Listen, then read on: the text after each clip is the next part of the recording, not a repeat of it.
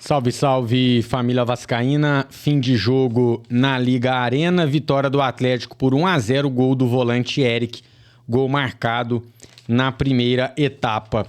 O Vasco vinha do jogo contra o Fortaleza, onde a gente defensivamente conseguiu suportar, levando sim alguma sorte, né? O Fortaleza teve muitas chances e não conseguiu fazer o gol, porém sem nenhuma ação ofensiva. Então eu esperava que para o jogo de hoje contra o Atlético Paranaense houvesse a mesma competência defensiva e alguma evolução do meio para frente. E não aconteceu.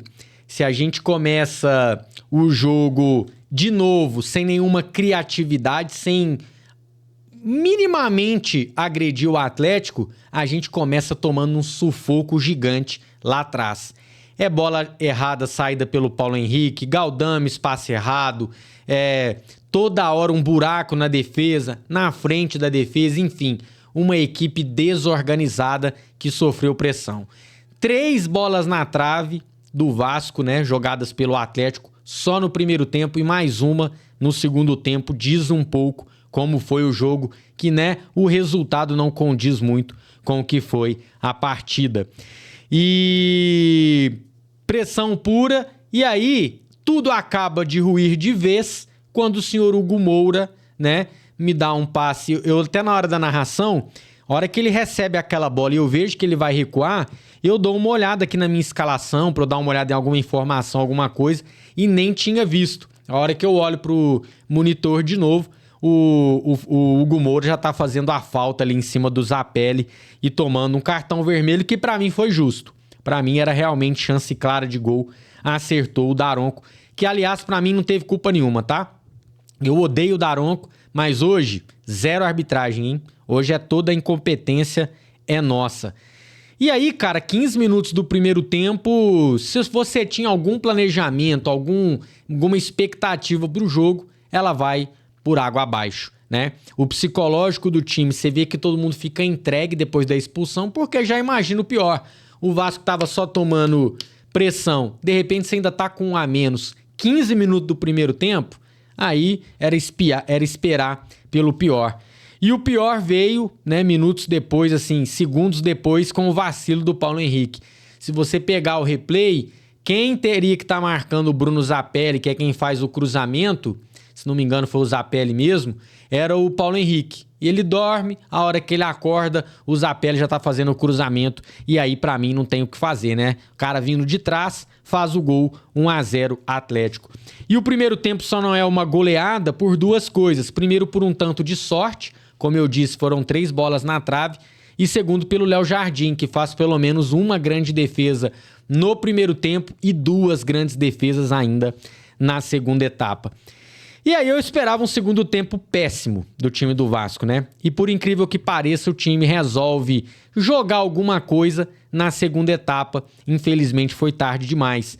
O Vasco teve o seu melhor ataque naquela bola que o Verratti ajeita para o Paulo Henrique chutar e o Bento fecha bem o ângulo, faz a defesa.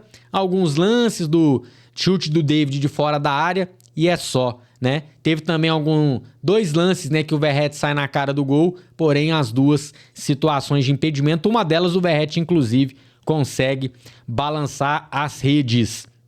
E outra, além do Vasco dessa pequena melhora e começar a assustar um pouco mais o time do Atlético, o próprio Atlético perde aquele ímpeto. Ele começa a explorar muito mais os contra-ataques, porque o Vasco em algum momento se atira para tentar um empate, e aí obviamente fica todo aberto atrás, e o Atlético vem fazendo essa transição com velocidade, mas não consegue chegar ao gol. Não consegue chegar ao gol, o jogo termina mesmo 1-0. E para mim, resultado justo. Resultado justo, talvez poderia ter sido mais gols, eu me refiro à vitória. Para mim, uma vitória justa do Atlético fez por merecer o resultado. E aí o balanço, antes da gente ir para as notas, é o seguinte: nós estamos sem técnico. Rafael Paiva, você é o menor dos culpados, tá? Aqui é pano total pra você. Você não tinha nem que tá aí, era pra gente já estar com técnico, mas enfim. Estamos sem técnico, temos um elenco ruim e o pior, desequilibrado, né? A gente tem peças interessantes para a zaga e nenhuma peça interessante do meio para frente, para colocar no segundo tempo, por exemplo. Então, gastaram dinheirada muito mal gasta. A janela de transferências agora está fechada e o pior de tudo, estamos cercados por incompetentes. Sejam os americanos, seja o Johannes não sei o que lá, seja Lúcio Barbosa, enfim. Quem está à frente da Vasco SAF hoje mostra apenas uma coisa: muita incompetência. Então o horizonte, infelizmente eu não vejo um horizonte de melhora não. Mas futebol tem um imponderável, né? É só a gente tentar se agarrar a isso mesmo, porque na lógica eu não vejo não. Essa 777, se não bastasse ter incompetência no futebol, que isso a gente já sabia, agora começa a dar rumores de que é uma empresa caloteira. A gente vai acompanhar isso tudo de perto, mas isso é assunto depois para um outro vídeo ou uma live que a gente vai fazer essa semana. Bom, Léo Jardim, para mim evitou um mal maior, né? No gol, zero culpa, cruzamento para meio da área, ali na boca da pequena área, o cara entra chutando. E ainda fez, como eu disse, uma importante defesa no primeiro e duas importantes defesas no segundo tempo. Então, para mim, evitou um mal maior. Eu sei que é estranho a gente dar nota alta para goleiro quando perde, mas para mim é merecido. Léo Jardim, acho que o melhor em campo, né? O menos pior em campo, vai ganhar uma nota 7. O Paulo Henrique, defensivamente, eu cansei de falar já, né? Eu vou ficar repetindo o disco aqui, não. O Paulo Henrique, defensivamente, não dá mais. Ou coloca ele como um ala, como ponta direita que for, se quiser, mas não de lateral. Nós temos o João Vitor aí, esbanjando saúde, puxando contra-ataque. É mil maravilha? Não é, mas é melhor que o Paulo Henrique para defender. Então, antes da gente arrumar o time lá na frente, a gente tem que arrumar aqui atrás. Comece pelo João Vitor, coloque ele um pouco mais no lugar do Paulo Henrique, ou mesmo que seja na zaga, Paulo Henrique tem que ser titular desse time. Então o Paulo Henrique vacila no gol, depois ele até no segundo tempo tenta alguma coisa ali pelo lado direito, mas muito mais na questão do abafa do que com alguma técnica, alguma coisa. Vou dar uma nota... vou dar uma nota 0 aqui pro Paulo Henrique, com todo respeito ao jogador, mas... Essas dormidas que ele deu, entregada de bola no início do jogo, é péssimo. O Maicon, eu acho que um dos únicos que estavam em campo quando o Hugo Moura é expulso, que não sentiram aqui, ó, na parte psicológica, foi o Maicon, pela sua experiência, obviamente. Então, conseguiu se firmar ali, salvou muita bola, tirou muita bola de cabeça, não teve culpa nenhuma no gol. Então, pra mim, uma atuação ok do Maicon aqui. Vou dar uma nota 6 pra ele. E o Léo Pelé acho que foi um pouquinho pior que o Maicon hoje. Hoje deu um pouquinho de vacilo o nosso Léo. Vou dar uma nota 5,5 pro... Nota 5.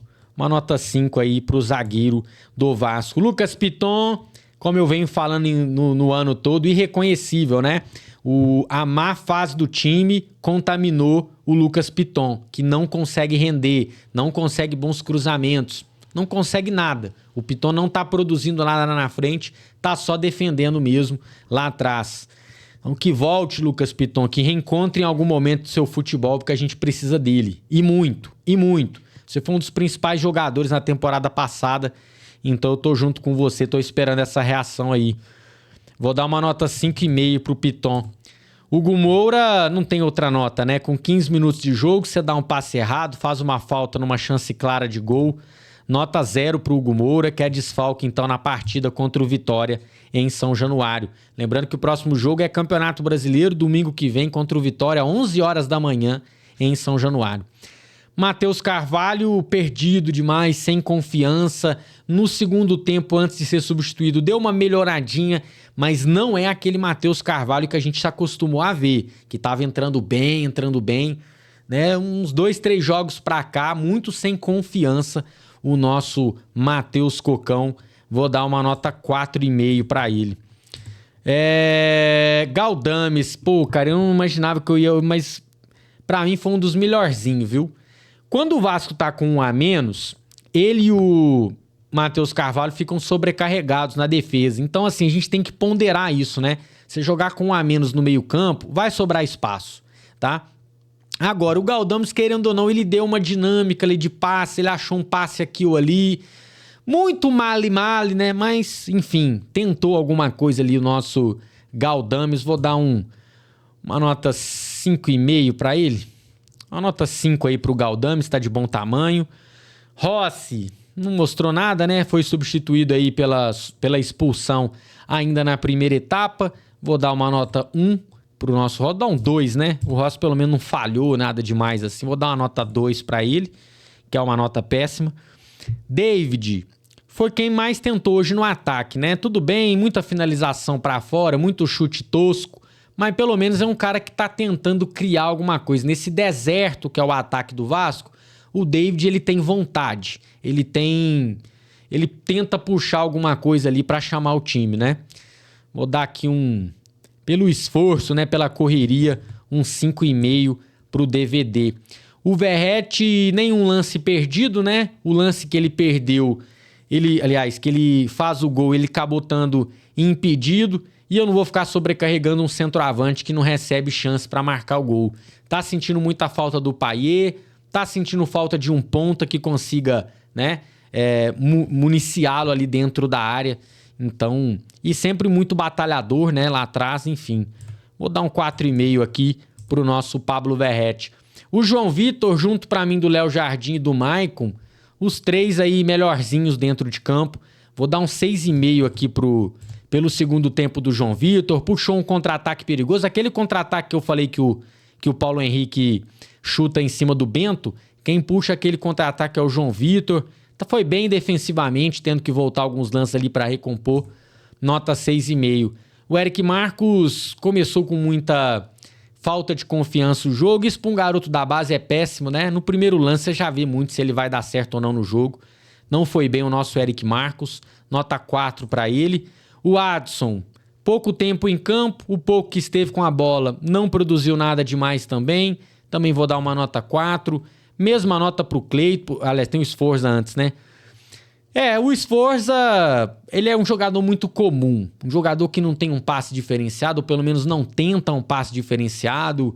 Não é um pitbull marcando. Acho um jogador, até agora, se mostrando muito comum, na minha opinião. Vou dar uma nota 5 para ele e um 4 pro Cleiton, para aquela bananada que ele deu com a bola, puxando um contra-ataque. E o seu Rafael Paiva, eu vou dar uma nota média para ele aqui, porque não tem culpa de nada que tá acontecendo. Um jogador expulso aos 15 minutos do primeiro tempo acaba com qualquer plano do treinador. Tem um time ruim, olha pro banco, não tem opção. Então, nem era para ser o treinador hoje, né? Então, Rafael Paiva ganhou uma nota 5 aí. Acho que por enquanto até cumprindo o seu papel com aquele empatezinho que ele conseguiu contra o Fortaleza. E é isso, família. Um horizonte nebuloso, um horizonte, né, para não dizer sem esperanças pro torcedor vascaíno. Tô bem desanimado, confesso, depois de um jogo desse, depois das notícias que a gente tá tendo no extracampo também. Mas o próximo jogo, de novo, né? Era obrigação contra o Criciúma, lembram? Virou obrigação de novo contra o Vitória.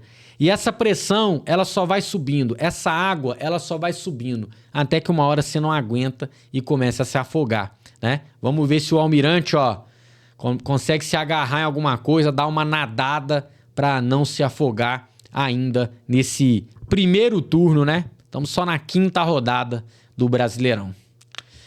Obrigado a todo mundo que assistiu esse pós-jogo. Deixa o likezão aí pra gente, deixa o seu comentário e até a próxima.